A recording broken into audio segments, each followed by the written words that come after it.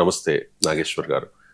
రాసి పెట్టుకోండి రావుల్లారా, మళ్ళీ అధికారం మాదే, నేను రాజకీయాల్లో ఉన్నంత కాలం కేసీఆర్ గద్దెనెక్కడం కల్లా అంటూ ఉన్నారు సార్ తెలంగాణ ముఖ్యమంత్రి రేవంత్ రెడ్డి. సార్ బయట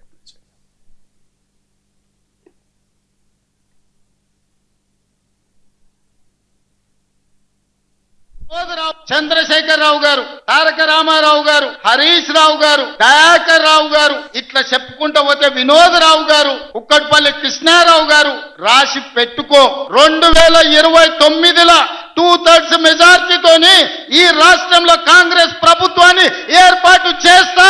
ఇదే నా సవాల్. శాతనైతే కాసుకో బిడ్డ, నీ రాజకీయం ఏందో నేను చూస్తా.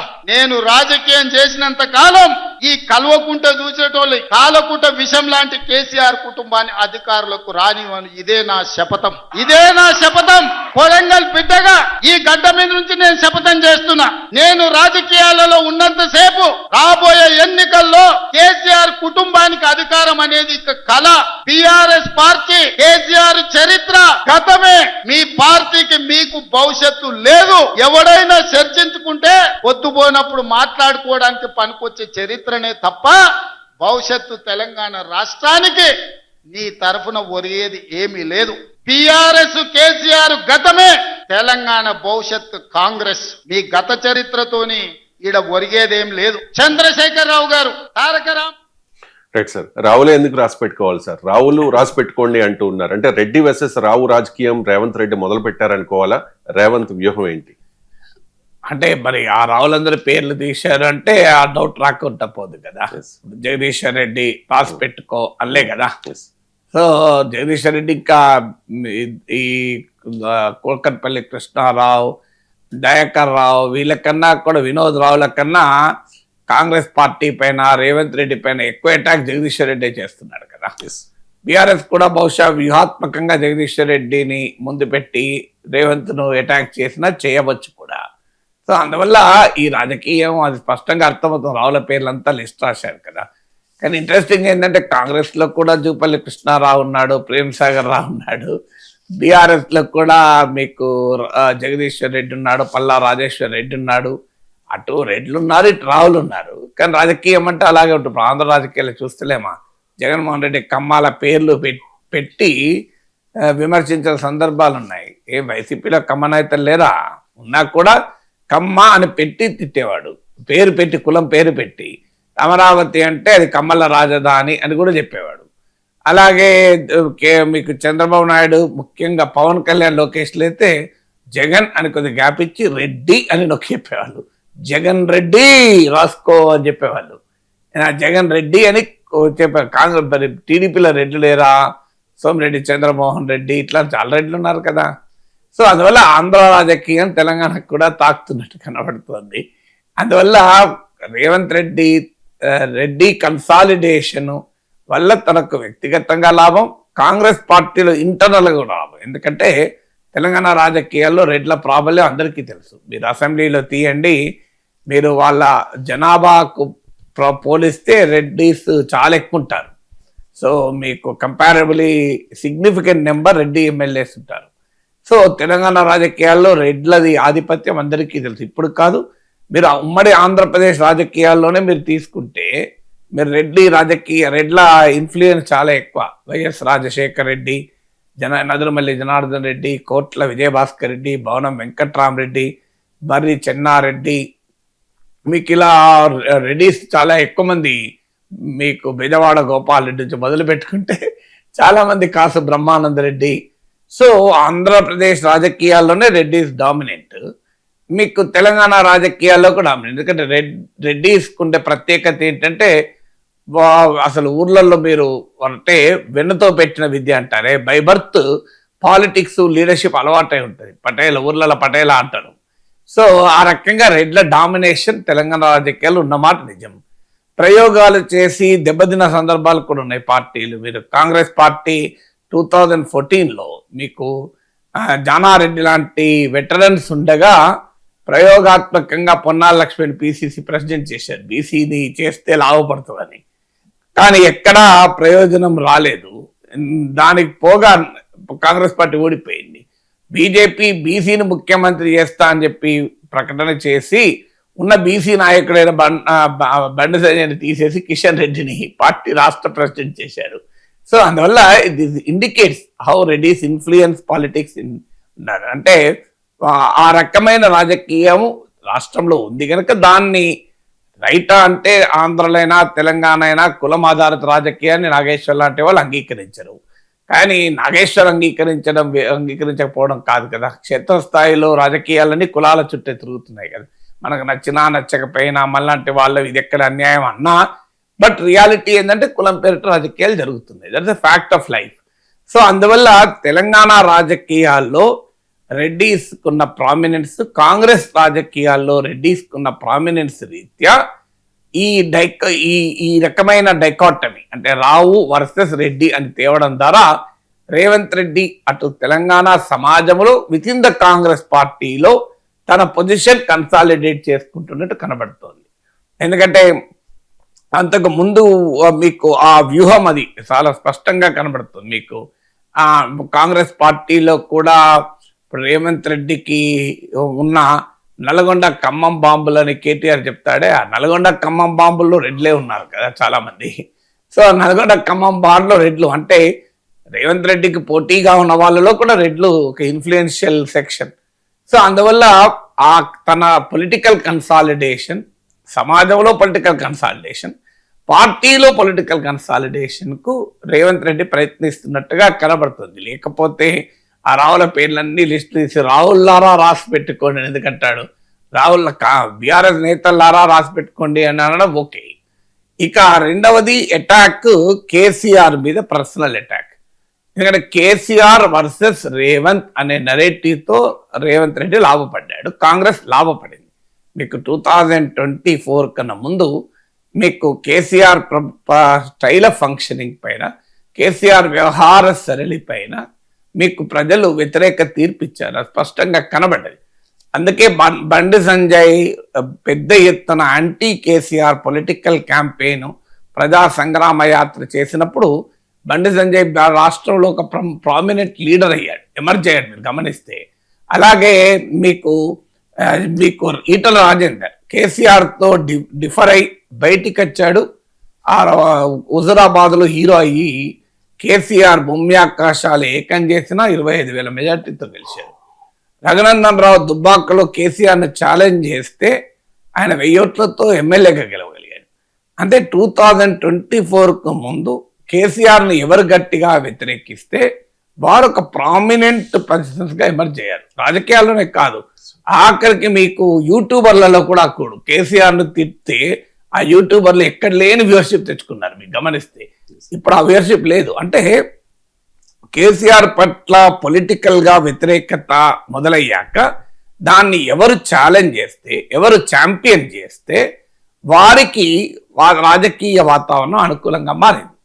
బండి సంజయ్ ఎప్పుడైతే అర్ధాంతరంగా ఆయనను పక్కకు పెట్టిందో బీజేపీ జాతీయ నాయకత్వం, ఈటల రాజేందర్ నాయకత్వంలో సంజయ్ వ్యతిరేక క్యాంపెయిన్ జరిగి బండి సంజయ్ని ఎప్పుడైతే పదవి నుంచి తీసేశారో దాని నుంచి మీకు మొదలైనటువంటి పరిణామాల్లో రేవంత్ రెడ్డి ముందుకు వచ్చాడు. అప్పటి వరకు రేవంత్ రెడ్డి కూడా యాంటీ కేసీఆర్ వాయిస్గానే ఉన్నాడు, కానీ యాంటీ కేసీఆర్ వాయిస్గా బండి సంజయ్ రూపంలో బలమైన వాయిస్ కూడా ఉండే. ఎప్పుడైతే బీజేపీ జాతీయ నాయకత్వం రాజేందర్ క్యాంపెయిన్కు ఒక రకంగా అంగీకరించి సంజయ్ని మారుస్తే లాభం జరుగుతుంది అనుకున్నారా, సంజయ్ ఉంటే ఎక్కడ మీకు కాంగ్రెస్ అధికారంలోకి వస్తుంది, కేసీఆర్ దెబ్బ తగులుతుంది, కేసీఆర్ ఉన్నా మంచిదే కాంగ్రెస్ రాకూడదు అని జాతీయ నాయకత్వం భావించిందో తెలియదు, కానీ సంజయ్ని పక్కకు పెట్టారు. అప్పుడు యాంటీ కేసీఆర్ రాజకీయాల్లో రేవంత్ రెడ్డి బలమైన వాయిస్గా మిగిలిపోయాడు, ఒక రకంగా ఏకైక పొలిటికల్ వాయిస్గా మిగిలిపోయాడు. అంతకు ముందున్న కాంగ్రెస్ నేతలు ఎవరు కూడా అంత బలమైన యాంటీ కేసీఆర్ వాయిస్ తీసుకోకపోగా కాంగ్రెస్లోనే గుసగుసలు, కేసీఆర్తో మా వాళ్ళు అడ్జస్ట్ అయిపోయారు, మా వాళ్ళు అండర్స్టాండింగ్లోకి వచ్చారు అని ఇప్పుడు ఎట్లాగైతే బీజేపీలో ఉన్నాయో రేవంత్ రెడ్డితో మా వాళ్ళు అండర్స్టాండింగ్ వచ్చారని బీజేపీలోనే గుసగుసలు వస్తుంటాయి. అంతకు ముందు కూడా మా వాళ్ళు కొంతమంది కేసీఆర్కి అనుకూలం అని బీజేపీలో గుసగుసలు ఉండేవి. అలా కాంగ్రెస్లో గుసగుసలు ఉంటున్న సమయంలో రేవంత్ రెడ్డి ఎమర్జ్ అయ్యాడు. అంటే అటు బీజేపీ నుంచి యాంటీ కేసీఆర్ బలమైన వాయిస్ బండి సంజయ్ డ్రాప్ అయ్యాడు, కాంగ్రెస్ లో కూడా ఇతర నేతలేమో కేసీఆర్ తో అడ్జస్ట్ అవుతున్నారు, గుసగుసలు వస్తున్న సమయంలో అన్కాంప్రమైజింగ్ యాంటీ కేసీఆర్ వాయిస్ గా రేవంత్ ఎమర్జ్ అయ్యాడు. అది రాష్ట్రంలో ప్రజల్లో కేసీఆర్ వ్యతిరేక భావన పెరిగిన నేపథ్యంలో రేవంత్ రెడ్డికి అది ఉపయోగపడ్డది. రేవంత్ రెడ్డి కాంగ్రెస్ అధ్యక్షుడిగా ఉండడం కూడా ఉపయోగపడ్డది. అది ఆఖరికి రేవంత్ రెడ్డి సీఎం కూడా చేసింది. సో ఈ నేపథ్యం ఉన్నది కనుక ఇప్పటికి కూడా తెలంగాణలో బీఆర్ఎస్ కేసీఆర్ సెంట్రల్ ఫిగర్ గానే రాజకీయం చేస్తుంది. ఇప్పటికీ కూడా కేసీఆర్ ను కేంద్ర బిందువుగా పెట్టి కేసీఆర్ రాజ్యం మళ్ళీ వస్తుంది, కేసీఆర్ పాలన మళ్ళీ వస్తుంది, ప్రజలు కేసీఆర్ ను మరోసారి ముఖ్యమంత్రిగా చూడాలనుకుంటున్నారు అంటూ బీఆర్ఎస్ నేతలు కంటిన్యూస్ గా కేసీఆర్ సెంటర్డ్ పాలిటిక్స్ నడుపుతున్నారు. So KCR centred politics BRS నడుపుతున్న సమయంలో కేసీఆర్ కూడా ముందుకొచ్చి తోలు తీస్తా అనుకుంటూ రంగంలోకి దిగాడు. సో బీఆర్ఎస్ఏ కేసీఆర్ సెంటర్డ్ పాలిటిక్స్ నడిపితే రేవంత్ రెడ్డికి అది అందవచ్చిన అవకాశం కదా. సో ఏ కేసీఆర్ వ్యతిరేక రాజకీయంలో రేవంత్ ఎమర్జ్ అయ్యాడో ఇప్పుడు మళ్ళీ కేసీఆర్ వ్యతిరేక రాజకీయం ద్వారానే తాను కన్సాలిడేట్ అవుతాడని రేవంత్కి అర్థమైంది. సో అందువల్ల 2వ పాయింట్ ఏంటంటే యాంటీ కేసీఆర్ ప్రాపగండిస్ట్ గా, కేసీఆర్ ఒక ఛాలెంజర్ గా, కేసీఆర్ ఒక ఛాంపియన్ గా రేవంత్ ప్రతిపక్షంలో ఉన్నప్పుడు లాభపడ్డాడు. అధికారంలో ఉన్న తర్వాత బీఆర్ఎస్ ఆ అవకాశాన్ని ఇస్తోంది కనుక దాన్ని తీసుకుంటున్నాడు. మీకు సిఎస్డిఎస్ లోక్నీతి వాళ్ళ పోస్ట్ పోల్ స్టడీస్ కూడా చూడండి. సీఎం చాయిస్ అని అడిగితే మీకు ఇప్పటికి కూడా దొరుకుతుంది. హిందూలో CSDS Lokniti post poll study on Telangana అని కొట్టండి, ఇన్ ద హిందూ అని కొట్టండి, మీకు వస్తుంది. హిందూలో ఉంటుంది. అందులో కూడా సీఎం చాయిస్ ఎవరో అని అడిగితే కేసీఆర్ కు 40% ఎబో చెప్పారు, 20% ఎబో రేవంత్ రెడ్డి చెప్పారు, ఇంకెవరు లేరు ఫీల్డ్లో. సో దట్ షోస్ నేను ఇంతదాకా చేసిన విశ్లేషణకు బేసిస్, అది studies basis. So KCR versus Revanth అని వచ్చిన తర్వాతనే రేవంత్ లాభపడ్డాడు. సో ఇప్పుడు కూడా కేసీఆర్ వర్సెస్ రేవంత్ అనే నరేటివ్ కు రేవంత్ కు బీఆర్ఎస్ అవకాశాన్ని ఇచ్చింది. ఇటీవల కేసీఆర్ ప్రెస్ కాన్ఫరెన్స్ అవకాశాన్ని ఇచ్చింది. సో యాంటీ కేసీఆర్ ఛాంపియన్ గా మీకు కేసీఆర్ కావాలనుకుంటే బీఆర్ఎస్ కోటేయండి, కేసీఆర్ వద్దనుకుంటే రేవంత్ రెడ్డి కోటేయండి, ఇక మధ్యలో మీకు బీజేపీ కాదు ఇంకెవరు కాదు అని ఆ తెలంగాణ రాజకీయాన్ని కేసీఆర్ వర్సెస్ రేవంత్ రెడ్డిగా పోలరైజ్ చేయడంలో రేవంత్ రెడ్డి ఒక వ్యూహాత్మకంగా ముందుకెళ్తున్నాడు. దానికి బీఆర్ఎస్ పాలిటిక్స్ కూడా అవకాశం ఇచ్చింది. ఇక 3వ ఫ్యాక్టర్ ఏంటి అంటే కేసీఆర్ ఇటీవల చేసిన ప్రెస్ కాన్ఫరెన్స్. సో దాంట్లో కేసీఆర్ తన విశ్వరూపాన్ని చూపాడు, తోలు తీస్తా, నిన్నటి దాకా ఒక చరిత్ర, ఇవాళ నుంచి ఒక చరిత్ర, ఇక కేసీఆర్ రంగంలో దిగుతున్నాడు. సో అని ఆల్ అవుట్ అటాక్ కాంగ్రెస్ ప్రభుత్వం పైన రేవంత్ పేరు చెప్పకుండా రేవంత్ రెడ్డి పైన మొదలుపెట్టాడు. ఇప్పుడు ఈ సమయంలో కేసీఆర్ చేసిన అంటే పాలమిక్స్ అంటారు దీన్ని, ఈ పాలమిక్స్ లో గనక వెనుకబడితే రాజకీయాల్లో వెనుకబడతారు.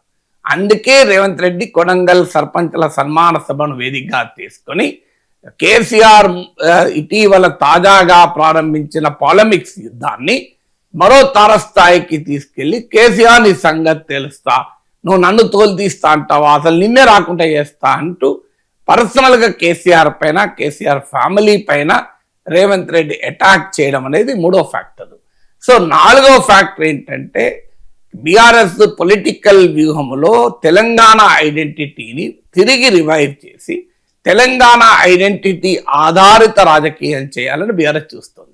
ఎందుకంటే భారత రాష్ట్ర సమితి పెట్టడము, ఉద్యమ పార్టీ కాదు ఫక్తు రాజకీయ పార్టీని మొదలు పెట్టడము, తెలంగాణ ఉద్యమానికి వ్యతిరేకంగా ఉండి సమైక్యవాదానికి కట్టుబడ్డ నాయకుల్ని కూడా బీఆర్ఎస్ లోకి తీసుకొని మంత్రి పదవులు ఇవ్వడము, ఒరిజినల్ తెలంగాణ, బంగారు Telangana, OT batch, BT batch అని బీఆర్ఎస్ విడిపోవడము, మీకు శ్రీనివాస గౌడ్ లాంటి వాళ్ళు, నాయన నరసింహరెడ్డి వంటి వాళ్ళు ఆ రోజుల్లో బహిరంగంగానే శ్రీనివాస్ గౌడ్ అప్పటికి ఇంకా మంత్రి కాకముందు ఆవేదన వ్యక్తం చేశాడు. మేము ఉద్యమాలు చేసి తన్నులు తింటే ఆ ఎవరి చేతనైతే తన్నులు తిన్నామో వాళ్ళ దగ్గరికే పోయి రిప్రజెంటేషన్లు ఇవ్వాల్సి వస్తుంది. సో ఇలా బీఆర్ఎస్ లో మార్పు వచ్చిన తర్వాత బీఆర్ఎస్ ఓడిపోయింది. ఇప్పుడు తిరిగి పోయిన చోటే వెతుక్కోవాలంటూ బీఆర్ఎస్ తిరిగి తన తెలంగాణ ఐడెంటిటీ ఆధారిత పాలిటిక్స్ మొదలుపెట్టింది. అందులో భాగంగానే చంద్రబాబు నాయుడు పైన అటాక్ మొదలు పెట్టారు. నీళ్లు నిధులు నియామకాలు తెలంగాణ ఉద్యమానికి పతాకంలో అగ్రభాగాన్ని ఉన్నాయి గనక తిరిగి మళ్ళీ నీళ్ల దగ్గరే నేను పోరాడుతాను మొదలుపెట్టాడు. తెలంగాణ కాంగ్రెస్ అన్యాయం చేసింది అని మొదలుపెట్టారు. చంద్రబాబు నాయుడు రేవంత్ క్లోజ్ అని మొదలుపెట్టారు. తెలంగాణ ఐడెంటిటీ ఆధారిత పాలిటిక్స్ ను తిరిగి రివైవ్ చేస్తున్న క్రమంలో కేసీఆర్ అనే వ్యక్తి సింబల్ అవుతాడు. ఎందుకంటే ఆయన తెలంగాణ ఉద్యమానికి నాయకత్వం వహించడమే కాదు, తెలంగాణ సాధనకు కారకుడయ్యాడు కనుక. అందువల్ల బీఆర్ఎస్ తెలంగాణ ఐడెంటిటీ పాలిటిక్స్ లో కేసీఆర్ ముందు పెడుతున్నప్పుడు కాంగ్రెస్ పార్టీ దాన్ని డిస్మాంటిల్ చేయకుండా రేవంత్ రెడ్డికి కాంగ్రెస్ పార్టీకి కష్టం అవుతుంది. ఎందుకంటే రేవంత్ కు తెలంగాణ ఉద్యమంతో సంబంధం ఏంటి, కాంగ్రెస్ కదా తెలంగాణలో ఇంతమంది చావు కారణం అనే వాదన బీఆర్ఎస్ పెడుతూ వచ్చింది. అఫ్ కోర్స్ దానికి కాంగ్రెస్ ఆర్గ్యుమెంట్ ఉంది, మేమే కదా తెలంగాణ ఇచ్చిందని. బట్ అందుకే మీరు రేవంత్ అధికారంలోకి వచ్చిన తర్వాత ఉద్యమకారులకు ₹1 బహుమానాలు ప్రకటించడం, అందశ్రీకి గౌరవాన్ని ఇవ్వడము, జయ జయ తెలంగాణ తెలంగాణ గీతం చేయడము, తెలంగాణ తల్లి విగ్రహాన్ని దొరల స్వభావం కాకుండా జనం స్వభావం తెస్తాననడము, గద్దర్కు గౌరవాన్ని ఇవ్వడము, అంటే కోదండరామ్ కు నామినేట్ చేయడము, అంటే కేసీఆర్ ఇగ్నోర్ చేసిన తెలంగాణ సింబల్స్ అన్నింటినీ రేవంత్ రెడ్డి పట్టుకునే ప్రయత్నం చేశాడు. అందులో భాగంగా ఇప్పుడు ఆ తెలంగాణ ఐడెంటిటీ పాలిటిక్స్ తో బీఆర్ఎస్ మళ్ళీ ముందుకు వస్తుంది కనుక దానికి సింబల్ గా ఉన్న కేసీఆర్ ని ఇల్లిజిటిమైజ్ చేస్తే ఆ పాలిటిక్స్ ఎదుర్కోవచ్చు అనేది రేవంత్ వ్యూహం. అందువల్ల ఈ రేవంత్ రెడ్డి ఈ కొడంగల్ సభలో భాష ఇవన్నీ మన తెలంగాణలో కొత్త ఏమీ కాదు, ఆంధ్రలో కొత్త కాదు, తెలుగు రాష్ట్రాల్లో కొత్త కాదు. ఇందులో ఎవరు తక్కువ ఎవరు ఎక్కువ లెక్కలు తీస్తే చాలా కష్టం. కేసీఆర్ టైంలో కూడా ఇదే రకమైన డిబేట్ నడిచింది, ఇదేం భాష అని. ఇప్పుడు నమస్తే తెలంగాణలో చూస్తే రేవంత్ రెడ్డి ఏంటి రోత భాష అని మళ్ళీ మొదలైంది. భాష ఏదైనా అందులో ఉన్న భావం ఏంటి అంటే ఒక లోతైన రాజకీయ వ్యూహంలో భాగంగానే కొడంగల్ సభలో రేవంత్ అటాక్ చేశాడు. ఇక ఖైరతాబాద్ ఎమ్మెల్యే దానం నాగేందర్ అంటూ ఉన్నారు, సార్ నేను కాంగ్రెస్ పార్టీలోనే ఉన్నా, భయపడి అబద్ధం చెప్పాల్సిన అవసరం లేదు అని చెప్పి. గత కొంతకాలంగా చర్చ జరుగుతోంది. దానం నాగేందర్ ఆప్షన్ లేక ఇక రిజైన్ చేయబోతూ ఉన్నారు అని చెప్పేసి ఒకసారి వాయిస్ ఎక్కడో తీసుకోకపోతే ఏ పార్టీలో ఉంటే అదే గెలుస్తుంది కదా, అది మన స్పెషాలిటీ కదా. ఏ చర్చలు 300 మీరే గెలవాలంటారు, ఏ పార్టీ గెలవాలి పార్టీ పరంగా? కాంగ్రెస్ గెలుస్తుంది కదా, ఇంకెవరు గెలుస్తే వేరే పార్టీ గెలుస్తుందా? ముఖ్యమంత్రి గారు ఇంత బడ్జెట్ ఇచ్చి ఇన్ని అభివృద్ధి చేసిన తర్వాత మళ్ళీ ఏ పార్టీ గెలుస్తుందని నువ్వు కిర్కాస్ మాటలు ఎందుకు? మీరు ఏ పార్టీ అంటే ఏం చెప్తారు? కాంగ్రెస్ చెప్తున్నాం కదా, కాంగ్రెస్ ఎక్కడో తీసుకోకపోతే సార్ ఏ పార్టీ అంటే కాంగ్రెస్ అని చాలా నిర్మోహమాటంగా నిర్భయంగా చెప్పేస్తూ ఉన్నారు. చెప్పక తప్పనిసరి పరిస్థితి కదా, ఎందుకంటే కాంగ్రెస్ పార్టీ తరఫున బీఫామ్ తీసుకుని సికింద్రాబాద్ నుంచి ఎంపీగా పోటీ చేసినాక ఆయన కాంగ్రెస్ కాదని అనడానికి అవకాశమే లేదు. తానేం భయపడతలే అంటే మిగతా వాళ్ళు భయపడుతున్నట్టు లెక్క కదా. ఇప్పుడు ఈ మధ్య 5 మేము కాంగ్రెస్ లో లేము, మేము బీఆర్ఎస్ లోనే ఉన్నాము అని లేఖలు ఇచ్చారు. తర్వాత ఈవెన్ ఇంక్లూడింగ్ కడియన్స్ దగ్గర కూడా మేము కాంగ్రెస్ లోనే ఉన్నామని చెప్తున్నారు, బీఆర్ఎస్ లోనే ఉన్నామని చెప్తున్నారు కదా. అంటే వాళ్ళందరూ భయపడుతున్నారు, దానం నాగేంద్ర గారు ధైర్యంగా ఉంటున్నారు అని. సో అందువల్ల దానం నాగేంద్రకి అనివార్యం అవుతుంది కదా. సో కాంగ్రెస్ పార్టీ రాజకీయ వ్యూహంలో కూడా ఏంటంటే 10 మంది బీఆర్ఎస్ ఎమ్మెల్యేలు పార్టీ ఫిరాయించాక బీఆర్ఎస్ ఛాలెంజ్ చేస్తూ వచ్చింది, దమ్ముంటే రాజీనామా చేయమనండి, దమ్ముంటే ఉప ఎన్నికల్ని ఎదుర్కోండి అని. కాంగ్రెస్ పార్టీ వాస్తవంగా మొదట్లో ఆ ధైర్యం చేయలేకపోయింది కూడా, ఎందుకంటే ఈ 10 మందిలో గణనీయమైన భాగం హైదరాబాద్ లో ఉన్నారు. హైదరాబాద్ లో కాంగ్రెస్ పార్టీకి అసలు 2023 అసెంబ్లీ ఎలక్షన్ల సమయంలో కూడా సరిగా రిజల్ట్స్ రాలే. హైదరాబాద్ లో బలపడకుండా హైదరాబాద్ లో ఉప ఎన్నికల్ని ఎదుర్కొంటే అది రిస్క్ గా పొలిటికల్ రిస్క్ తో కూడుకుందని బీఆర్ఎస్ భావించింది, కాంగ్రెస్ భావించింది. సాగతీసేంతగా సాగదిద్దాం అనుకుంది, ఎందుకంటే ఫిరాయింపుల వల్ల కాంగ్రెస్ పార్టీకి రాజకీయంగా నష్టం అవుతుంది, ప్రజలు ఏదో అసహించుకుంటున్నారన్న పరిస్థితి లేదు. ఫిరాయింపులు చేయడంలో కాంగ్రెస్ పార్టీ ఫస్ట్ పార్టీ కాదు, లాస్ట్ పార్టీ కాదు. ఇందులో ఫిరాయింపుల సంస్కృతిని ప్రతి పార్టీ ప్రోత్సహిస్తున్న, అందులో బీఆర్ఎస్ విశ్వరూపం చూపింది ఫిరాయింపుల. కేసీఆర్ కానీ బీఆర్ఎస్ కానీ కాంగ్రెస్ పార్టీ పైన ఫిరాయింపుల విషయంలో ఫైట్ చేసే హక్కే లేదు. ఎందుకంటే ఫిరాయింపుదారులను ఏకంగా కేబినెట్ లో పెట్టుకున్న తర్వాత ఎవరితో రాజీనామా చేయించి బీఆర్ఎస్ ఎన్నికలకు పోయింది అధికారంలో ఉన్నప్పుడు? అంటే తాము మరి అప్పుడు ఆ రోజు భయపడే ఉప ఎన్నికలకు పోలేదా? మరి బీజేపీ అయినా కనీసం ఈటల రాజేందర్, రాజగోపాల్ రెడ్డి లాంటి సందర్భాల్లో ఉప ఎన్నికలకు వెళ్ళింది. ఒక దగ్గర ఒక ఉప ఎన్నికల్లో చేతులు కూడా కాల్చుకుంది రాజగోపాల్ రెడ్డి విషయంలో. కానీ మీరు బీఆర్ఎస్ ఏనాడు కూడా ధైర్యం చేసి మీరు ఇంతమంది కాంగ్రెస్ ఎమ్మెల్యేలు బీఆర్ఎస్ లో చేరుతుంటే, టీడీపీ ఎమ్మెల్యేలు బీఆర్ఎస్ లో చేరుతుంటే ఎవరితోనన్నా రాజీనామా చేయించి ఉప ఎన్నికలకు పోయిందా? అలాంటప్పుడు ఇవాళ ఉప ఎన్నికలకు పోవాలి, దమ్ముంటే రాజీనామా చేయి అని ఛాలెంజ్ అయితే ఎవడు పట్టించుకుంటాడు? అందువల్ల కాంగ్రెస్ పార్టీ దానికేం భయపడలేదు. ఇదేమో పొలిటికల్ గా డ్యామేజింగ్ గా ఉంటది, ఫిరాయింపులు ప్రోత్సహించాము అనే చెడ్డ పేరు వస్తుంది, కాంగ్రెస్ కి భయమేమీ లేదు. కానీ ఎన్నికలంటూ వస్తే అనవసరంగా రిస్క్ తీసుకోవాలని భావించింది. సుప్రీంకోర్టులో ఎంత దూరం సాగతీయాలో అంత దూరం సాగతీస్తూ వచ్చింది. ఇక అర్థమైంది ఇక ఎంతో కాలం సాగతీయరాదు అని. ఎందుకంటే ఏదో ఒక రోజు సుప్రీంకోర్టు తీర్పు చెప్పి ఈ 10 మంది ఎమ్మెల్యేలను డిస్క్వాలిఫై చేసే అవకాశం కనబడింది. దానికి మీకు మేఘచంద్ర సింగ్ జడ్జిమెంట్ ఉంది. అలాగే మీకు ఇటీవల బెంగాల్లో ఒక ఎమ్మెల్యే డిస్క్వాలిఫై చేశారు. అంటే జ్యుడిషియల్ మైండ్ అంటారు, అంటే కోర్టులు ఎలా భావిస్తున్నాయి అన్నది మనకు అర్థమవుతుంది. సో జ్యుడిషియల్ మైండ్ అనేది స్పష్టంగా ఫిరాయింపుదారులను డిస్క్వాలిఫై చేసే రకంగా కనబడుతుంది. ఇక అనివార్యం అవుతోందని గమనించినప్పుడు ఒక సామెత ఉంది, understanding the inevitable is the genius అని. ఏదైతే అనివార్యమో అని తెలుసుకోవడమే తెలివైన వాడు చేయాల్సిన పని అని. So understanding the inevitable is the genius కనుక ఇక ఉపేంద్ర కోర్టు ఆ పని చేసేటా ఉంది. దాన్ని కూడా చివరి నిమిషంలో ఏ మారకైనా డ్యామేజ్ కంట్రోల్, అంటే డిజాస్టర్ మేనేజ్మెంట్ లో ఒక ప్రిన్సిపల్ ఉంటుంది, try to prevent it, if you can't prevent it mitigate it అని. మిటిగేట్ కూడా చేయలేనప్పుడు respond to it. So first stage లో ప్రివెన్షన్ ఎంత చేయాలో అంత చేసింది. ఎందుకంటే ఇది కూడా డిజాస్టర్ మేనేజ్మెంటే, political disaster management. So disaster management లో ప్రిన్సిపల్స్ ఏంటంటే ఫస్ట్ ప్రివెంట్ ద డిజాస్టర్. అదే పని చేసింది. ఉప ఎన్నిక రాకుండా చివరి వరకు కూడా న్యాయపరంగా సాగదీసింది. తర్వాత ఎప్పుడైతే ప్రివెన్షన్ సాధ్యం కావడం లేదని అర్థమైందో మిటిగేషన్ మొదలుపెట్టింది. మిటిగేషన్ అంటే నియంత్రణ చర్యలు. మిటిగేషన్ లో భాగంగా 5 ఒక దానం నాగేందర్ను రాజీనామా చేయించి ఉప ఎన్నికలకు కనుక వెళితే కోర్టు ముందు చెప్పచ్చు, చూడండి మేము ఇక్కడ క్లియర్ గా కాంగ్రెస్ లో చేరాడని ఒప్పుకుంటున్నాం, కాంగ్రెస్ లోనే ఉన్నాడని, కాంగ్రెస్ పార్టీ తరఫున ఆయన రాజీనామా ఎంపీగా పోటీ చేస్తాడు, రాజీనామా కూడా చేస్తాడు అని బహుశా సుప్రీంకోర్టు డిస్క్వాలిఫికేషన్ చెయ్యకముందే దానం నాగేందర్ రాజీనామా చేసి ఖైరతాబాద్ లో ఉప ఎన్నికకు పోబోతున్నారు. ఇక కడియం శ్రీహర్ విషయంలో ఇంకా క్లారిటీ రాలేదు. బహుశా స్టేషన్ గన్పూర్ కూడా అదే రకమైన యాక్షన్ తీసుకుంటారో లేదో తెలియదు. అవకాశం అంటే కాస్త సాగదీసి ఖైరతాబాద్ అయిపోయాక అప్పుడు ఖైరతాబాద్ కూడా గెలిస్తే కాంగ్రెస్ ఇక స్టేషన్ గన్పూర్ లో కూడా అదే పని చేస్తే చేయవచ్చు, పాసిబిలిటీ ఉంది. అప్పటి వరకు లీగల్ బ్యాటిల్ ప్రొసీడ్ అయితే. సో అందువల్ల ఇప్పుడు కోర్టులో మిగతా వారిని కాపాడుకోవాలన్నా, ఆ మిగతా ఫిరాయింపు ఎమ్మెల్యేలను కాపాడుకోవాలన్నా కేసు స్పష్టంగా ఉన్నటువంటి ఖైరతాబాద్ లో ఉప ఎన్నికను ఆహ్వానించడం ద్వారా, ఒక ఉప ఎన్నికను ఆహ్వానించడం ద్వారా 9 లేదా 8 ఉప ఎన్నికలు నివారించడం.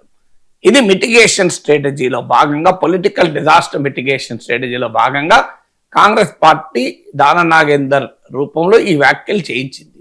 ఇదేదో కాకతాళీయంగా యాక్సిడెంటల్ గా వచ్చిన వ్యాఖ్యలు అని అనుకోను. It was a clear prelude. అంటే రాబోయే ఖైరతాబాద్ ఉప ఎన్నిక సింబల్. దానం నాగేందర్ సంక్రాంతి లోపల బహుశా రాజీనామా చేస్తాడు నా అంచనా. జనవరి సంక్రాంతి లోపల రాజీనామా చేసి ఖైరతాబాద్ ఉప ఎన్నికకు కూడా పోతారు. జూబ్లీహిల్స్ ఉప ఎన్నికలో గెలిచిన తర్వాత కాంగ్రెస్ కి కాన్ఫిడెన్స్ కూడా వచ్చింది. Yes we can manage election. Even మిగతా ఉప ఎన్నికలు రేపు వచ్చినా ఇన్స్టాల్మెంట్ పైన ఉప ఎన్నికలు వస్తే జూబ్లీహిల్స్ ప్రయోగం చేయొచ్చు. హోల్సేల్ గా ఒకటేసారి ఉప ఎన్నికలు వస్తే జూబ్లీహిల్స్ ప్రయోగం చేయడం కష్టమవుతుంది. అందువల్ల Congress party political disaster mitigation లో భాగంగా ముందు ఖైరతాబాద్ ఉప ఎన్నికను అంగీకరించి ఆహ్వానించి మిగతా ఉప ఎన్నికల్ని ప్రివెంట్ చేయడం. కానప్పుడు ఇన్స్టాల్మెంట్లో ఉప ఎన్నికలు వస్తే జూబ్లీహిల్స్ ప్రయోగాన్ని సమర్థవంతంగా చేయడం. ఇది కాంగ్రెస్ స్ట్రాటజీ లాగా కనబడుతుంది. అందుకే దానం నాగేందర్ రాజీనామాకు రంగం సిద్ధమైంది. స్టేషన్ సికింద్రాబాద్ కంటోన్మెంట్ జూబ్లీహిల్స్ తర్వాత హైదరాబాద్ నగరంలో 3వ ఉప ఎన్నిక ముచ్చటగా రాబోతోంది. దాన నాగేందర్ మరి కాంగ్రెస్ ఎమ్మెల్యే అభ్యర్థిగా పోటీ చేస్తాడా, లేదా ఆయన ఎమ్మెల్సీగా చేసి ఆయన మంత్రిగా చేసి ఉప ఎన్నికకు వెళ్తారా తెలియదు. ఎందుకంటే ఇంకా మంత్రివర్గంలో సీట్లున్నాయి. ఇప్పుడు ఎమ్మెల్సీగా చెయ్యాలి అంటే ఇప్పుడు ఒక ఛాలెంజ్ కూడా ఉంది. మీకు అజారుద్దీన్ చేయాలి 6 నెలల్లోగా, ఎమ్మెల్సీ ఉప ఎన్నికలు లేవు, ఈ ఛాలెంజెస్ ఉన్నాయి. సో అందువల్ల ఇప్పుడు ఆయననే క్యాండిడేట్ గా పెడతారా తెలియదు. బట్ డెఫినెట్ గా ఖైరతాబాద్ ఉప ఎన్నిక కాంగ్రెస్ సిద్ధపడుతుంది అనేది అర్థమవుతుంది. సరిగ్గా ప్రభుత్వ మెడికల్ కాలేజెస్ లో పీపీపీ విధానాన్ని వ్యతిరేకిస్తూ వైఎస్ఆర్ కాంగ్రెస్ పార్టీ ఒక ఉద్యమమే చేస్తోంది సార్. ఇప్పటికే 1 కోటి సంతకాలను కూడా సేకరించి వాటిని గవర్నర్ కూడా అందజేసిన పరిస్థితి. మేము అధికారంలోకి వచ్చిన 2 నెలల్లోనే వారందరినీ కూడా జైల్లో పెడతామని చెప్పి జగన్మోహన్ రెడ్డి వార్నింగ్ కూడా ఇచ్చారు. ఇప్పుడు చంద్రబాబు నాయుడు అంటూ ఉన్నారు సార్, పీపీపీపై రాజీ లేదు అంటూ ఉన్నారు. దాంతోపాటు ఇప్పుడు కొత్త విషయాన్ని చెప్తూ ఉన్నారు సార్, కేంద్ర మార్గదర్శకాల ప్రకారమే ఆర్థిక ఊతము అంటూ ఉన్నారు. ఈ పీపీపీలపై జగన్ ని ఎదుర్కోవడంలో సిబిఎన్ వ్యూహం ఏంటి సార్? అంటే మరి పీపీపీ తన విధానము తన సిద్ధాంతము అని ధైర్యంగా చెప్పుకోవాల్సింది పోయి కేంద్రాన్ని పట్టుకొస్తున్నాడంటే మోడీని అండగా తీసుకొచ్చుకుంటున్నాడు అంటే ఏంటి వ్యూహం? అంటే తన ప్రభుత్వం పైన అసంతృప్తి ఈ అంశం పైన చాలా ఎక్కువగా ఉంది గనక నరేంద్ర మోడీని కూడా తీసుకొస్తే మీకు ఆ అసంతృప్తిని కాస్త న్యూట్రలైజ్ చేయొచ్చు అనేది లక్ష్యం కావచ్చు. లేదు జగన్మోహన్ రెడ్డిని చంద్రబాబు నాయుడు విధానాలంటే జగన్మోహన్ రెడ్డి వ్యతిరేకిస్తాడు, మోడీ విధానం అంటే జగన్మోహన్ రెడ్డి మాట్లాడాడు. మనకిది అందరికీ తెలిసిన విషయమే కదా. జగన్మోహన్ రెడ్డి విధానాలంటే చంద్రబాబు వ్యతిరేకిస్తాడు, అలా మోడీ ఉన్నాడంటే వ్యతిరేకించాడు. మీకు అదాని సోలార్ ఎనర్జీ కాంట్రాక్ట్లో జగన్మోహన్ రెడ్డి పైన తీవ్రమైన ఆరోపణ అమెరికా కోర్టులో కేసులో ఉండగా కూడా జగన్మోహన్ రెడ్డి ఏమంటలేరు కదా, మోడీ ఉన్నాడు గనక. అదాని ఉన్నాడు గనక అదాని ఉంటే మోడీ ఉన్నట్టే గనక మీకు ఆ కాంట్రాక్ట్ల పైన రద్దు చేయడం లేదు, కేసు పెట్టడం లేదు. జగన్మోహన్ రెడ్డి 750 కోట్లు ఇచ్చారని అమెరికా కోర్టులో ఆరోపణ ఉన్నా కనీసం దాన్ని టాపిక్ కూడా తీయడం లేదు. జగన్మోహన్ రెడ్డి 750 కోట్లు తిన్నాడు సోలార్ ఎనర్జీ కాంట్రాక్ట్ లో అని ఒక్క మాట టీడీపీ నాయకత్వం అంటలేదు, ఎఫ్ఐఆర్ కూడా దాఖలు చేస్తలేరు కదా. అంటే మోడీ ఉంటే అంతా కాముష్ అనేది ఆంధ్రప్రదేశ్ లో ఉన్న అంశం.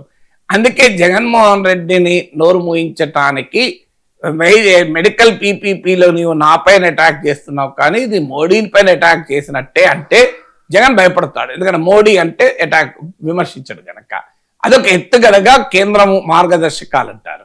నిజమే. మరి ఆ రోజు ఈ ల్యాండ్ టైటిలింగ్ యాక్ట్ ఆంధ్రప్రదేశ్లో 2024లో అసెంబ్లీ ఎన్నికలకు ముందు జగన్మోహన్ రెడ్డిని ముంచిన అతి ముఖ్యమైన అంశం land titling act. Land titling act తెచ్చినప్పుడు నీ భూములు జగన్మోహన్ రెడ్డి తీసుకుంటాడట అని ఒక భయమే, ఒక సీరియస్ ఫియర్, అసలు రాష్ట్రం అంతా ఒక భయంతో నిండిపోయింది. అది జగన్మోహన్ రెడ్డి ఓటమికి ఒక ముఖ్యమైన కారణం. సో అది కూడా మరి కేంద్ర మార్గదర్శకాలతో వచ్చిందే కదా, దాన్ని జగన్మోహన్ రెడ్డి చెప్పుకోవడం సాధ్యం కాలే. మరి అది నీతి ఆయోగ్ మోడల్ యాక్టే కదా, ఇప్పటికి కూడా మోడల్ యాక్ట్ ఉంది కదా. ఇప్పటికి కూడా చంద్రబాబు నాయుడు కేంద్రంలో ఉన్న నీతి ఆయోగ్ మోడల్ యాక్ట్ రద్దు చేయమని అంటలేడు కదా.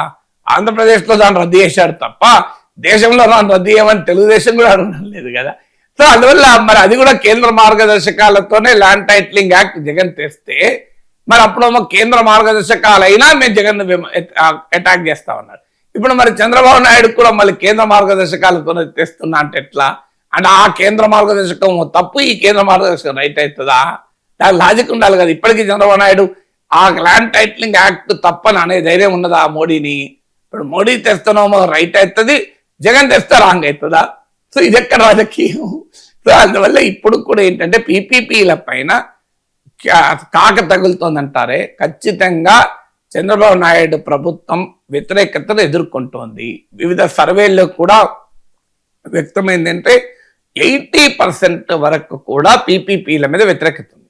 అంటే మీకు జగన్ కు ఇప్పటికీ ఒక 40% సపోర్ట్ ఉంటే more double than is average support. అంటే జగన్మోహన్ రెడ్డికి ఈనాడు కూడా ఒక 40% సపోర్ట్ ఉంటే మోర్ దెన్ 50% సపోర్ట్ కూటమికి ఉంది ఈవెన్ టుడే. మీకు అందుకే చంద్రబాబు నాయుడు ఈ మధ్య అన్నాడు చూడండి, 51% సంతృప్తి ఉంది అన్నాడు.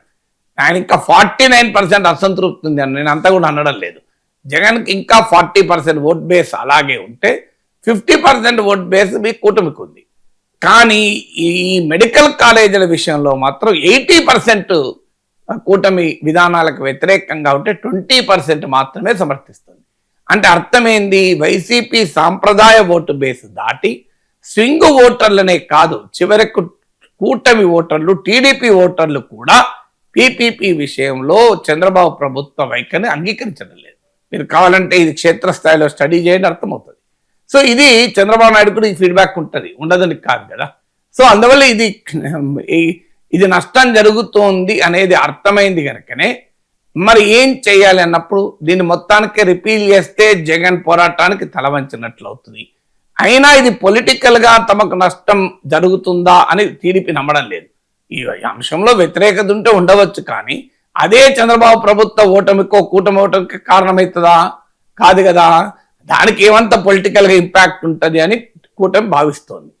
వ్యతిరేకత ఉన్నది అంగీకరించిన అంతర్గతంగా, బయటికి చెప్పకపోయినా మీకు అంతర్గతంగా కూటమి నాయకత్వం మధ్య చర్చలు జరిగినప్పుడు, తెలుగుదేశం పార్టీలో చర్చ జరిగినప్పుడు దే ఆర్ రియలైజింగ్, నాకున్న సమాచారం ప్రకారం దే ఆర్ రియలైజింగ్ దీనివల్ల పట్ల వ్యతిరేకత పెరుగుతోంది. కానీ ఇదేమి అంత పొలిటికల్ గా డ్యామేజింగ్ ఉంటుందా, అది కూడా అసెంబ్లీ ఎన్నికల వరకు ఉంటుందా, నెక్స్ట్ అసెంబ్లీ ఎన్నికల వరకు అనేటువంటి ధైర్యం కూటమిలో ఉంది గనక ఆ విధానాన్ని మార్చుకోవడం లేదు. లేకపోతే ఇప్పటికీ మార్చుకునేవారు ఎందుకు ఈ తలనొప్పి అని. అందువల్ల మార్చుకునే అలవాటు కూడా తెలుగు రాజకీయాల్లో లేదు. అది నరేంద్ర మోడీ లాగా ధైర్యం చేయరు. నరేంద్ర మోడీ ఇప్పుడు వ్యవసాయ చట్టాల పైన ధైర్యంగా వెనక్కి వెళ్ళిపోయాడు, మీకు లాటరల్ ఎంట్రీ అంశం పైన ధైర్యంగా వెనక్కి వెళ్ళాడు. వ్యతిరేకత వస్తోంది అనుకున్నప్పుడు మోడీ వెనక్కి వెళ్ళడానికి వెనకాడాడు, అది మోడీ ప్రత్యేకత. కానీ మన రాష్ట్రంలో, తెలుగు రాష్ట్రాల్లో ఆ స్వభావం అసలే లేదు. సో అందువల్ల వెనక్కి వెళ్ళడానికి కూడా ధైర్యం కావాలి, అది కూడా మామూలు ధైర్యం కాదు కదా. సో అందువల్ల పీపీపీ పైన ముందుకే వెళ్ళాలని నిర్ణయించుకున్నారు. ముందుకే వెళ్ళాలన్నప్పుడు జగన్ బాణాలు వేస్తున్నాడు గనక, ఆ బాణాలు గట్టిగా తగులుతున్నాయి కనుక ఆ బాణాలకు రక్షణ కవచంగా మోడీని పెట్టుకుంటున్నారు. కేంద్ర మార్గదర్శకాలు మోడీ చెప్పింది కనుక చేస్తున్నాం అంటే, చూడు జగన్ నన్నంటే మోడీ నన్నట్టే అని, నన్నంటే మోడీ నన్ను, నేను గట్టిగా మోడీని పట్టుకున్నాను అనుకోండి, ఇప్పుడు నన్ను లాగుతూ మోడీ కూడా లాగుతాడు. సో అందులో భాగంగానే కేంద్ర మార్గదర్శకాలు అని చెప్తున్నారు. మరి కేంద్ర మార్గదర్శకాలతో జగన్ ల్యాండ్ టైటిలింగ్ యాక్ట్ చేస్తే మీరెందుకు వ్యతిరేకించారు? మీరు కేంద్ర మార్గదర్శకాలే కదా అప్పుడు కూడా. కాదని అనగానే నీతి ఆయోగ్ మోడల్ యాక్ట్ అని కొట్టండి, ల్యాండ్ టైటిలింగ్ యాక్ట్ వస్తుంది గూగుల్లో. అంటే రాజకీయాల్లో ఒక రకంగా దీనిపై ఈ మెడికల్ కాలేజీల విషయంలో తమకు వ్యతిరేకత వస్తుందని అంగీకరించారు కనుకనే నరేంద్ర మోడీ రక్షణ కవచంగా పెట్టుకుంటే జగన్ దాడిని ఎదుర్కోవచ్చని చంద్రబాబు అనుకుంటున్నట్టుగా కనిపిస్తోంది. ఇక ఋషికొండ భవనాలను ఎలా ఉపయోగించుకోవాలి అనే దాని మీద ఒక క్లారిటీ వచ్చినట్టుగా తెలుస్తోంది సార్. వాటిని ఆతిథ్య రంగానికి ఇవ్వాలని మంత్రుల కమిటీ తాజాగా నిర్ణయం తీసుకుంది. అప్పుడేమో ఎంత రచ్చ జరిగిందో మనం చూసాం కదా సార్. అది చాలా సీక్రెట్ గా నిర్మిస్తూ ఉన్నారు జగన్ ప్యాలెస్ కోసం అని చెప్పి, అక్కడ ఇన్ని 100 కోట్లు ఖర్చు పెడుతూ ఉన్నారు అని చెప్పి పెద్ద ఎత్తున ప్రతిపక్షాలు, అంటే అప్పటి ప్రతిపక్షాలు విమర్శలు చేసిన పరిస్థితి. అండ్ ఖజానాకు నష్టం జరుగుతోంది, వృధా ఖర్చు అంటూ కూడా చాలా విమర్శలు చేసిన పరిస్థితి టీడీపీ, జనసేన అండ్ బీజేపీ నాయకులు కూడా. ఇప్పుడేమో చాలా అద్భుతమైన నిర్మాణాలు, వాటిని ఆతిథ్య రంగానికి ఇస్తాము అని చెప్తూ ఉన్నారు. ఎలక్షన్స్ అయిపోయిన తర్వాత కూడా, కూటమి ప్రభుత్వం అధికారంలోకి వచ్చిన తర్వాత కూడా చంద్రబాబు నాయుడు అండ్ పవన్ కళ్యాణ్ సీఎం హోదాలో, డిప్యూటీ సీఎం హోదాలో అక్కడికి వెళ్ళి ఆ ఋషికొండ భవనాలను చూసి చాలా అద్భుతమైన భవనాలు అంటూ పొగిడిన సందర్భం కూడా చూసాం కదా సార్. ఇప్పుడేమో దాన్ని ఆతిథ్య రంగానికి ఇస్తాము అంటూ ఉన్నారు. అప్పుడు అలా, ఇప్పుడు ఇలా నిర్మాణం పొగిడారా? నాకు డౌటే. పొగిడారు సార్, నాకు అనుమానమే. దాన్ని నెగిటివ్ గానే మొదటి నుంచి అధికారంలోకి వచ్చాక కూడా ఋషికొండ విషయంలో నెగిటివ్ గానే మాట్లాడారు. అది పాజిటివ్ గా పొగిడారనేది రాంగ్. అది అంటే అద్భుతమైన నిర్మాణాలు అని అది రాంగ్, పొగడడం కాదు. అది జగన్మోహన్ రెడ్డి తన కోసం ఇట్లాంటి నిర్మాణాలు కట్టుకున్నారని నెగిటివ్ గానే అన్నారు, పాజిటివ్ గానే. మీకు జగన్మోహన్ రెడ్డి కట్టిన భవనాలు అద్భుతంగా ఉన్నాయని టీడీపీ ఎందుకంటదండి? అంత అమాయకంగా అంటారు. మరి అద్భుతం వేరు, విలాసవంతం వేరు కదా. దానికి చాలా తేడా ఉంది.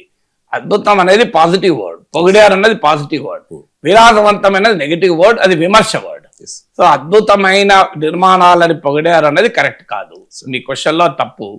విలాసవంతమైన భవనాలు కట్టుకున్నాడు తన కోసం జగన్ అని విమర్శించారు, పొగడలే ఎక్కడా కూడా.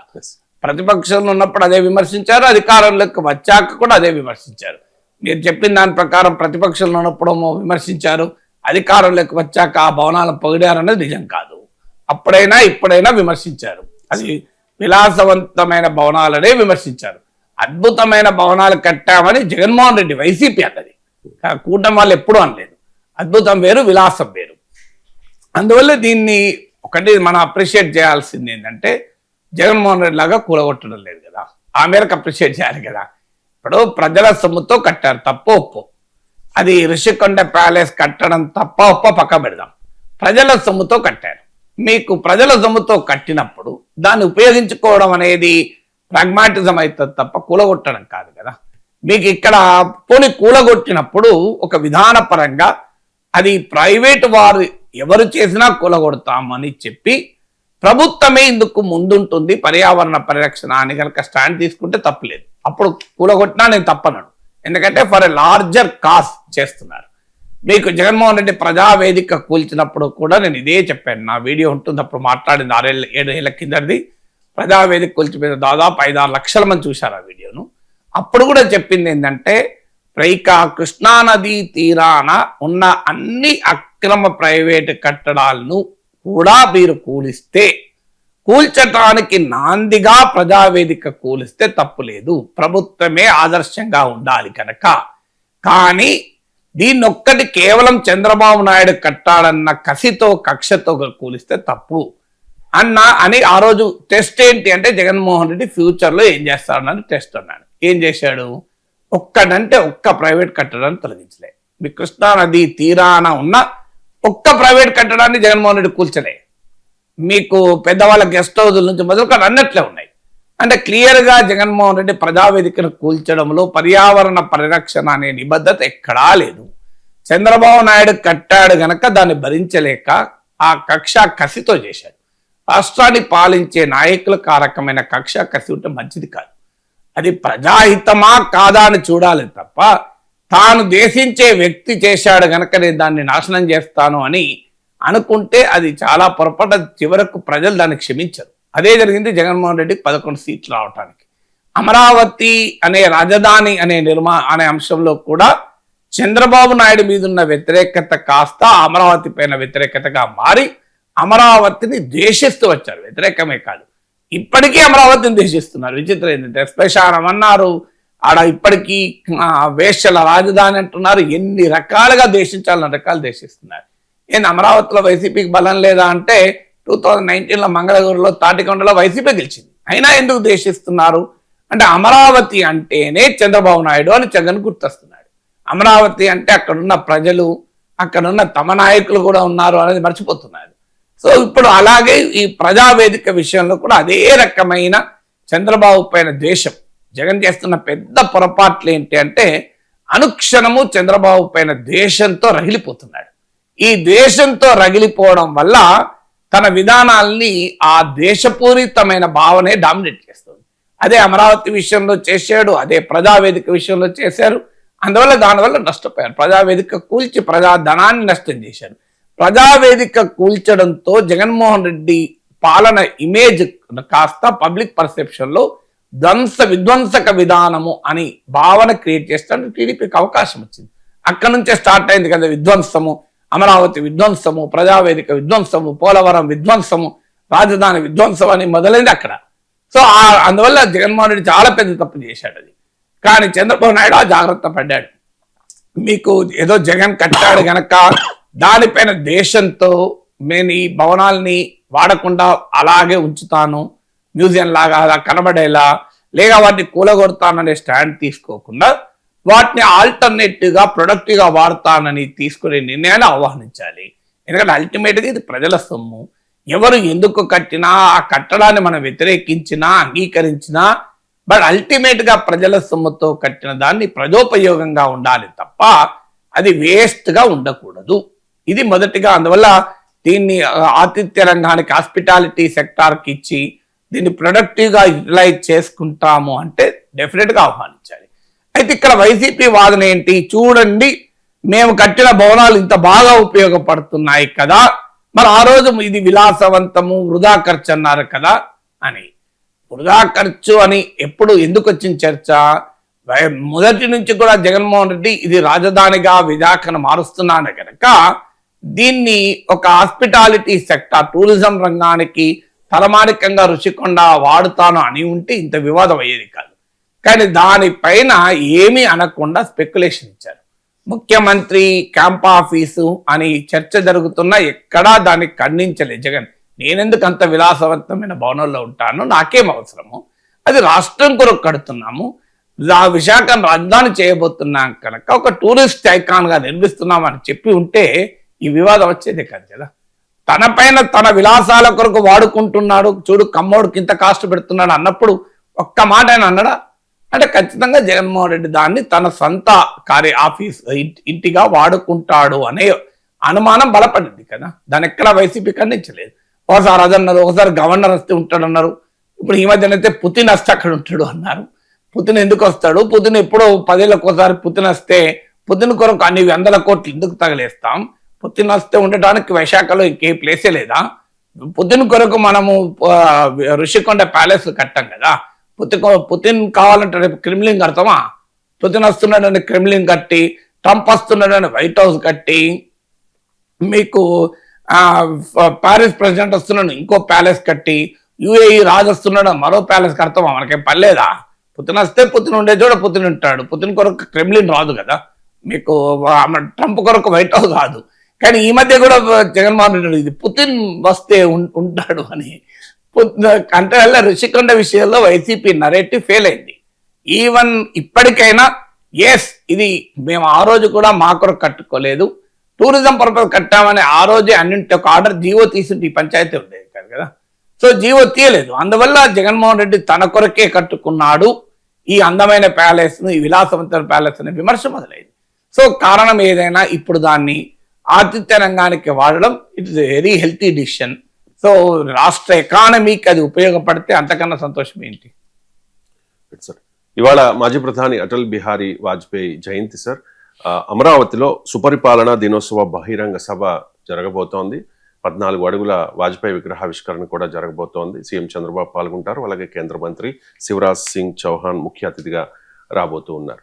రీసెంట్గా డిసెంబర్ 11 నుంచి 25 అంటే ఈ రోజు వరకు 15 రోజుల పాటు ఒక అటల్ బస్సు యాత్ర కూడా రాష్ట్ర వ్యాప్తంగా జరిగిన పరిస్థితి సార్. రాష్ట్ర వ్యాప్తంగా వివిధ ప్రాంతాల్లో 20కి పైగా వాజ్పేయి విగ్రహావిష్కరణలు జరిగాయి. సార్ నా పాయింట్ ఏంటంటే దేశం అంతా మోదీ మోదీ జపం జరుగుతోంది, ఏంటి సార్ ఆంధ్రప్రదేశ్లో వాజ్పేయి నామస్మరణ? ఆంధ్ర బీజేపీకి బహుశా మోడీ మైండ్ తెలిసినట్లేదు, ఇబ్బందులు పడతారు చూడండి భవిష్యత్తులో. సో మరి ఆంధ్ర బీజేపీ నాయకత్వం ముఖ్యంగా మాధవ్ ఆయన ఓల్డ్ టైమర్ కనుక, అంటే వాళ్ళ ఫాదర్ కాలం నుంచి బీజేపీ కుటుంబం అది.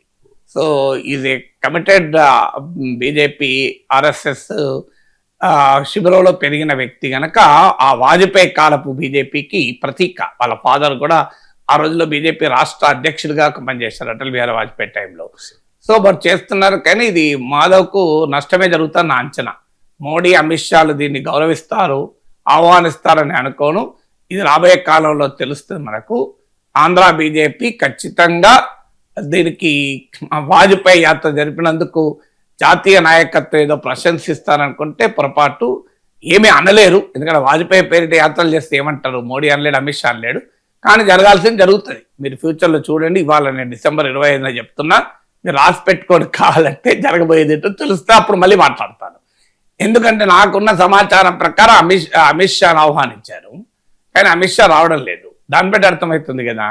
సో అమిత్ షా మరి ఏదన్నా వేరే పనుల రీత్యా రాలేదా తెలియదు, కానీ వాజ్పేయి జన్మదినం ఈరోజు ఎక్కడో ఒక చోట వాజ్పేయి జన్మదిన ఉత్సవాల్లో పాల్గొంటే బాగానే ఉంటుంది కదా.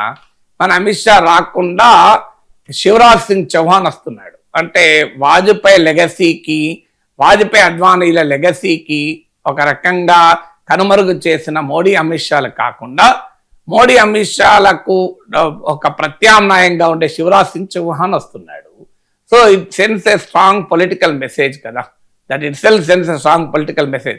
రాష్ట్ర బీజేపీ వాస్తవంగా అమిత్ షాని అడిగింది, చంద్రబాబు నాయుడు కూడా వస్తున్నారు, మీరు కూడా వస్తే బాగుంటుందని. మరి కారణాలు ఏదైనా అమిత్ షా రావడం లేదు, శివరాజ్ సింగ్ చౌహాన్ వస్తున్నాడు.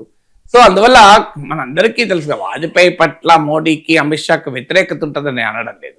కానీ మీరు ఎక్కడన్నా మోడీ చూడండి, 2014 కన్నా ముందు దేశంలో ఏమీ జరగలేదు అంటాడు, ఇంక్లూడింగ్ వాజ్పేయి రూల్ కూడా వస్తుంది కదా. మీరు ఎక్కడైనా అటల్ బిహారీ వాజ్పేయి పేరిట ఒక పెద్ద యాక్టివిటీ, ఒక పెద్ద కార్యక్రమం, పెద్ద పథకమో ఏదైనా ఉందో, ఏదో అటల్ పెన్షన్ యోజన అని ఒకటి ఆ మధ్య ఏదో మొదలు పెట్టారు మొదట్లో, అది కూడా ఫస్ట్ టర్మ్లో. సెకండ్ టర్మ్ అయితే ఎక్కడా వాజ్పేయి అనే టాపికే లేదు. ఆయన బర్త్ యానివర్సరీ రోజు, ఆయన డెత్ యానివర్సరీ రోజు ఒక రోజు గుర్తు చేసుకుంటారు. ఇవాళ గ్యారంటీగా మళ్ళీ వాజ్పేయిని గుర్తు చేసుకుంటారు. ఎందుకంటే వాజ్పేయిని గుర్తు చేస్తే మోడీ ఉండదు. అందువల్ల భారతీయ జనతా పార్టీ ప్రస్తుత నాయకత్వం ఓన్లీ మోడీ మాత్రమే గుర్తుండాలని కోరుకుంటుంది అని చెప్పి వాజ్పేయి పేరును కాదనలేరు కదా. అద్వానీ సంగతి మనం చూశాం కదా, మార్గదర్శక్ మండలికి పంపించారు కదా అద్వానీ జోషిని. 75 ఇయర్స్ దాటిందని చెప్పి వాళ్ళని పంపించారు. మరి మోడీకి 75 ఇయర్స్ దాటిన మోడీ మార్గదర్శక మండలి ఉంటలేరు కదా. ఇప్పుడు ఏకంగా నితిన్ నబీన్ పట్టుకొచ్చారు. బీజేపీలోనే ఆశ్చర్యపోతున్నారు, నితిన్ నబీన్ తెచ్చినేంటి, అసలు అర్థం కాని పరిస్థితి. బీజేపీ అండ్ సంఘ్ పరివార్ మొత్తం అసలు షాక్ తిన్నారు ఒకసారి. ఏంటి నితిన్ నబీన్ ఓ రాష్ట్రంలో ఒక మంత్రిగా పనిచేసిన వ్యక్తిని తీసుకొచ్చి ఏకంగా జాతీయ అధ్యక్షుడు చేశారు. సో పెద్ద పెద్ద నాయకులు శివరాజ్ సింగ్ చౌహాన్, పీయూష్ గోయల్ ఇలాంటి పెద్ద పెద్ద నాయకులు ఉండగా వాళ్ళందరినీ పక్కకు పెట్టి సడన్ గా నితిన్ నబీన్ పట్టుకొచ్చారు. అంటే వీ కెన్ డూ ఎనీథింగ్ అని మోడీ, అమిత్ షాలు చూపెట్టారు. సో అందువల్ల వాజ్పేయి లెగసీ కాదు, ఇదంతా మోడీ లెగసీ. దేశంలో దేశం బాగుపడిందంటే మోడీ వల్ల, బీజేపీ బాగుపడిందంటే మోడీ వల్ల. అసలు వాజ్పేయి అద్వానీ అనే చరిత్ర బీజేపీ పుస్తకాలకే పరిమితం చేయాలన్నది మోడీ, అమిత్ షాల లక్ష్యం. అది క్లియర్ గా కనబడుతుంది. లేకుంటే అద్వానీ రాష్ట్రపతి చేయలేకపోయేవారా? అద్వానీ రాష్ట్రపతి చేస్తా అంటే ప్రతిపక్షాలు కూడా ఆహ్వానించేవి. అద్వానీ పైన ప్రతిపక్షాలకు కూడా గౌరవమే. కానీ అద్వానీ రాకుండా చేసేందుకు తెలివిగా మీకు రామ్నాథ్ కోవింద్ దళిత్ అని, ద్రౌపది ముర్ము ట్రైబల్ అని పట్టుకొచ్చారు. శివరాజ్ సింగ్ చౌహాన్ రాకుండా యంగర్ లీడర్ నితిన్ నబీన్ పట్టుకొచ్చారు. సో అందువల్ల వాజ్పేయి లెగసీని మోడీ, అమిత్ షాలు ప్రమోట్ చేసే ప్రసక్తే లేదు. ఆంధ్ర పార్టీకి బహుశా అంత లోతుగా మరి ఆలోచించలేదా, అర్థం కాలేదా, లేదా పర్సనల్ గా వాజ్పేయి పట్లున్న గౌరవమా తెలియదు. కానీ వాజ్పేయి అంటే జనరల్ గా వ్యతిరేకత ఎక్కడా ఉండదు కనుక వాజ్పేయి విగ్రహాల ఆవిష్కరణను మొదలుపెట్టి నాకు తెలిసినంత వరకు ఎక్కడ చేయలేదు. గుజరాత్లో చేసినారా? మీకు గూగుల్లో కొట్టండి ఒకసారి వాజ్పేయి స్టాచ్యూస్ ఇన్ గుజరాత్ అని. ఐ రియలీ డౌట్ ఎక్కడైతే న్యూస్లో చూడలే. సో వాజ్పేయి సుపరిపాలన యాత్ర చేసి గుజరాత్లో ఊరూరా వాజ్పేయి విగ్రహాలు పెట్టచ్చు కదా. ఇక్కడ పెట్టారా? వాజ్పేయి విగ్రహం ఊరూరా పెట్టచ్చు గుజరాత్లో. మరి గుజరాత్లో ఎందుకు పెట్టలేదు? గుజరాత్లో చేయని పని ఆంధ్రప్రదేశ్లో బీజేపీ చేస్తోంది అంటే మాధవ్ విషయం all the best. Modi, Amit Shah ఎలా రియాక్ట్ అవుతారో ఫ్యూచర్లో అర్థమవుతుంది. ఇక ఫైనల్ గా Trump versus Pope Leo. America అధ్యక్షుడు డొనాల్డ్ ట్రంప్ కి అలాగే పోప్ లియోకి మధ్య కొన్ని భేదాభిప్రాయాలు వస్తున్నట్టుగా వార్తలు వస్తూ ఉన్నాయి సార్. పోప్ ట్రంప్ విధానాల్లో వేటిని విభేదిస్తూ ఉన్నారు?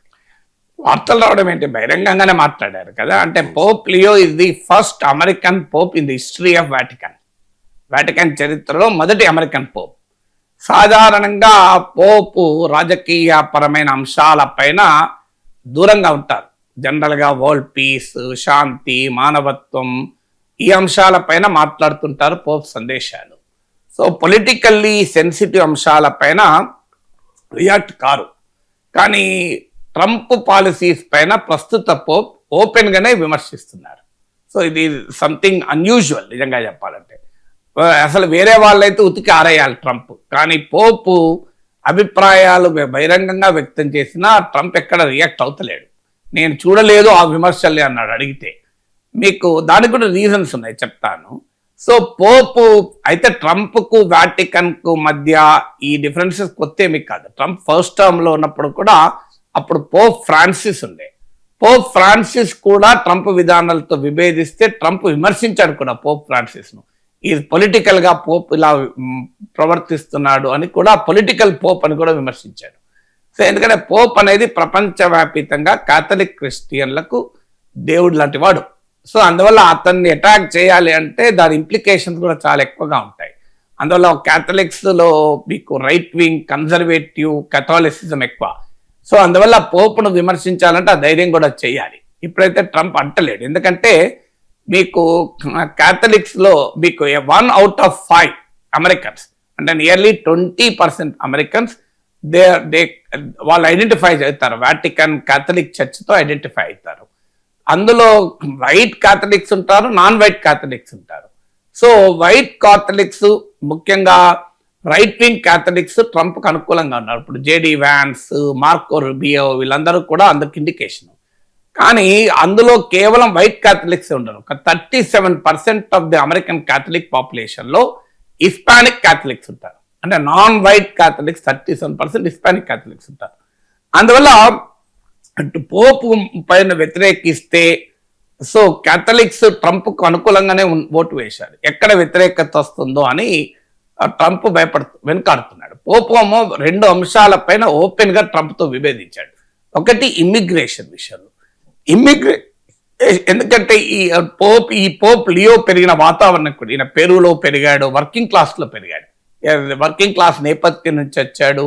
సో పెరూలో పెరిగాడు, రెఫ్యూజీస్ మధ్య పనిచేశాడు కనుక ఈ హాజ్ దట్ ఐడియాలజికల్ అఫినిటీ. అంటే ఇమ్మిగ్రెంట్లో అన్నదేంటి, అమెరికాకు తన దేశ సరిహద్దుల్ని కాపాడుకునే హక్కు ఈ దేశానికైనా ఉంటుంది. అమెరికాలోకి ఎవరు రావాలి, అమెరికాలో ఎవరు ఉండాలి అనేది నిర్ణయించుకునే హక్కు ఆ దేశానికి ఉంటుంది. కానీ అమానవీయంగా, అమానుషంగా చేయకూడదు. ఇన్హ్యూమన్ గా ఇమ్మిగ్రెంట్ల పట్ల ఉంటున్నారన్నది విమర్శ. సో ట్రంప్ ఇమ్మిగ్రేషన్ పాలసీని హెడాన్ గా అటాక్ చేయలే, కానీ అమలు చేసే విధానం, డిపోర్ట్ కాళ్ళకు చేతులకు బేడీలేసి డిపోర్ట్ చేశారు, వీసా రెస్ట్రిక్షన్లు పెడుతున్నారు, కొన్ని దేశాలను ట్రావెల్ బ్యాన్ విధించారు. ఈ విధానాన్ని ఇది ఇన్హ్యూమన్, అమానవీయంగా ఉన్నాయి, అమానుషంగా ఉన్నాయి అనేది విమర్శించాడు. ట్రంప్ పొలిటికల్ నరేటివ్ లో సెంట్రల్ పాయింట్ యాంటీ ఇమిగ్రేషన్, దాన్నే పోప్ అటాక్ చేశాడు. రెండవది ఏంటంటే వెనిజులా విషయంలో కూడా పోప్ చాలా ఓపెన్ గానే రియాక్ట్ అయ్యాడు. వెనిజులా దురాక్రమణకు ఆలోచిస్తోంది అమెరికా ట్రంప్, ఇది మంచిది కాదు అని. అంటే రెజీమ్ చేంజ్, అక్కడ అధికారంలో ఉన్న ప్రభుత్వాన్ని మార్చే ప్రయత్నం చేస్తున్నారు, ఇది పద్ధతి కాదు. మీరు ఆర్థిక ఆంక్షలు పెట్టండి, ఇతరత్ర డైలాగ్ ద్వారా, చర్చల ద్వారా సమస్యను పరిష్కరించుకోండి. చర్చల ద్వారా పరిష్కారం కానప్పుడు ఎకనామిక్ శాంక్షన్స్ ఉపయోగించవచ్చు. కానీ అదర్ దెన్ దట్ మీరు చర్యలు తీసుకోవటానికి ఉపక్రమిస్తున్నారు, అంటే ఇన్వేజన్, దురాక్రమణకు మీరు ప్రయత్నిస్తున్నారు, అది మంచిది కాదు. అది ప్రజల హితం కొరకు నేను అంగీకరించను అన్నాడు. ఎందుకంటే ఈ దురాక్రమణ, ఇన్వేజన్ అంటూ జరిగితే, ఆక్రమణ అంటూ జరిగితే నష్టపోయేది, కష్టపడేది సామాన్య ప్రజలు.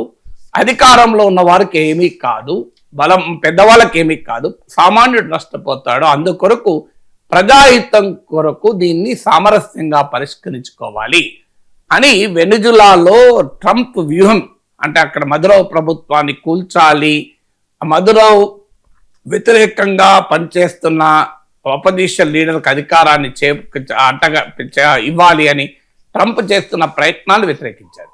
అంటే ఒకటేమో ఫారిన్ పాలసీ పొజిషన్, ఒకటేమో డొమెస్టిక్ పాలసీ పొజిషన్. ఇంత స్పష్టంగా ఎలాంటి అటు ఇటు లేకుండా, ఏదో డిప్లొమాటిక్ గా కాకుండా హెడాన్ గా ట్రంప్ విధానాన్ని ఇమ్మిగ్రేషన్ విషయంలో, వెనిజులా విషయంలో పోప్ లియో వ్యతిరేకించడం అనేది ఒక రకంగా అమెరికన్ పాలిటిక్స్ ను కుదిపేస్తుంది.